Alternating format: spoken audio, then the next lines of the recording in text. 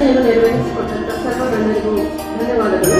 ಈ ಕಾರ್ಯಕ್ರಮಕ್ಕೆ ಬಂದಾಗ ಒಂದು ಕಡೆ 4 ತಿಂಗಳು ವಿಶ್ರಾಂತಿ ತಗೊಂಡಿದ್ರು. ಆ ಪ್ಲೇಸ್ ಯಾವುದು? ತಪ್ಪು ಯಾರಿಗಾರ ಗೊತ್ತಾ? ಕೊಡಗು ಗೊತ್ತಲ್ಲ? ಕೊಡಗಿನಲ್ಲಿ ಹಾಲೇರಿ ವಂಶಸ್ಥದ ಒಬ್ಬ ವ್ಯಕ್ತಿಯನ್ನ ಲಾರ್ಡ್ ವಿಲಿಯಂ ಬೆಂಟಿಕೋ ಪದಚ್ಯುತಗೊಳಿಸ್ತಾನೆ. ಅವನ ಹೆಸರೇ ಬಹಳ ಫೇಮಸ್.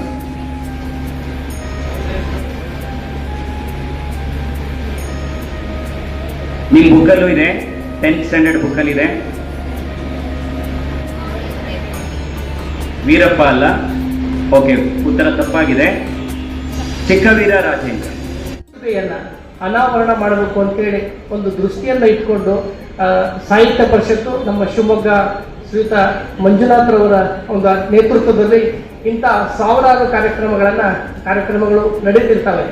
ಅವರಿಗೆ ಶ್ರೀ ಮಂಜುನಾಥ್ ಸಾರ್ ಅವರಿಗೆ ನಾನು ತುಂಬಾ ದಿವಸದಿಂದ ನೋಡ್ತಾ ಇದ್ದೇನೆ, ಒಂದು 30 ವರ್ಷದಿಂದ ನೋಡ್ತಾ ಇದ್ದೇನೆ ಅವ್ರಿಗೆ ನಾನು.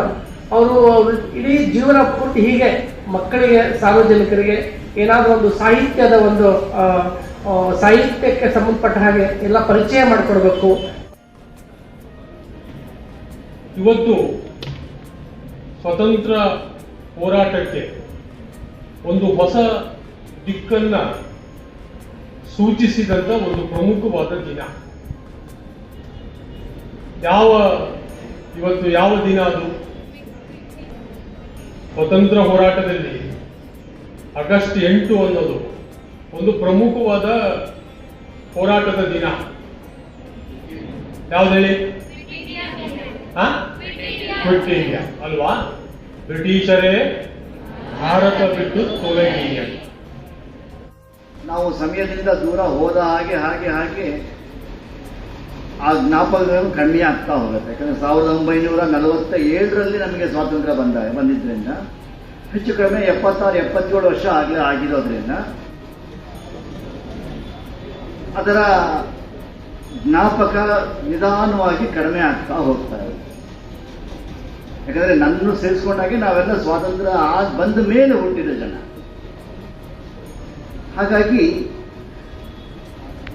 ಅದರ ಒಂದು ತೀವ್ರತೆ, ಹೋರಾಟದ ತೀವ್ರತೆ ಹೇಗಿತ್ತು, ಹೋರಾಟದಿಂದ ಯಾವ ರೀತಿಯ ಹೋರಾಟದಿಂದ ನಮಗೆ ಸ್ವಾತಂತ್ರ್ಯ ಬಂತು, ಆ ಸ್ವಾತಂತ್ರ್ಯದ ಮಹತ್ವ ಏನು, ಅದು ಬರದೇ ಹೋಗಿದ್ರೆ ಏನಾಗ್ತಿತ್ತು ನಮಗೆ, ಇವತ್ತು ನಾವು ಎಲ್ಲಿರ್ತಿದ್ವಿ.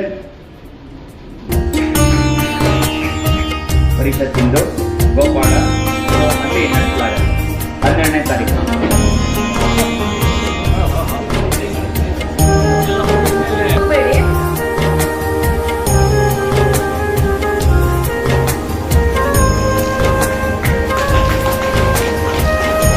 ಹೋಗ್ತಾ ಇದ್ದಾರೆ.